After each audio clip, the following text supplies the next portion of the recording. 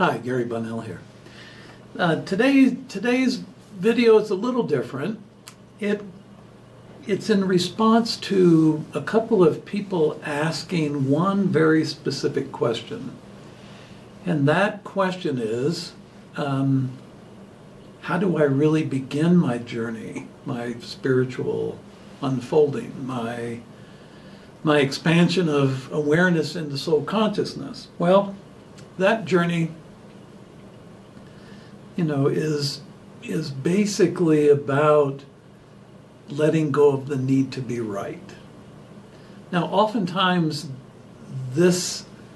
people come to this state of giving up the need to be right after years of spiritual practice, like yoga or qigong or tai chi or meditation, TM to Zen. Usually, there's a sudden awareness that I no longer have a need to be right, even about this spiritual journey.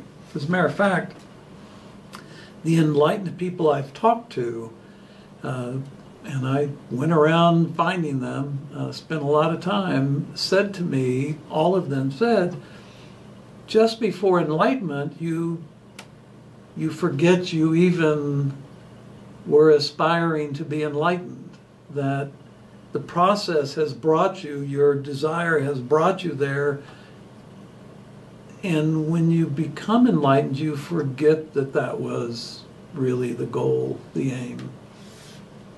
Now, the need to be right is really in our cellular matter, and what happens is when we're born, the body at birth releases an enormous amount of DMT as we're coming down the birth canal, and that sets into motion the collaboration of human spirit and eternal soul. And that collaboration really begins to take shape from the first moment. The belly brain, the heart brain, the cranial brain all begin to collaborate fully. What happens as we start to crawl, and then we toddle, and then we walk, and we're then told that we're wrong and we need to be right. Don't do it that way, do it this way. When you're coloring in your coloring book, the tree is brown at the bottom and green at the top, not purple and pink. But what's happening, our baby brain is enlightened. Our training takes that away. And the training is built upon a growing need to be right. However, the need to be right takes a kind of weird turn, because the way we're trained is, that's wrong, this is right, you're doing it wrong, you're doing it wrong, you're doing it wrong, do it right, or you'll be punished. We please, we get extra dessert when we do it right, we get sent to the room when do it wrong. Well, of course, that's the way it was when I was a kid. But the need to be right becomes really cellular within us. And basically, the need to be right is about longevity, survival, being able to be in a group of friends, doing things right by their determination of what's right. A portion of society, socioeconomic levels. Each one has their own series of what is right. What happens is we take on a need to be right about how wrong we are. And that really is what closes down this incredible baby mind that's connected to everything and is seeing everything as it actually is. And we really don't get the opportunity to expand spirit awareness into soul consciousness until we've given up the need to be right. And that's judgment. Discernment, that's a slightly different aspect of our consciousness, being able to discern things, to navigate through the complexity of life as human.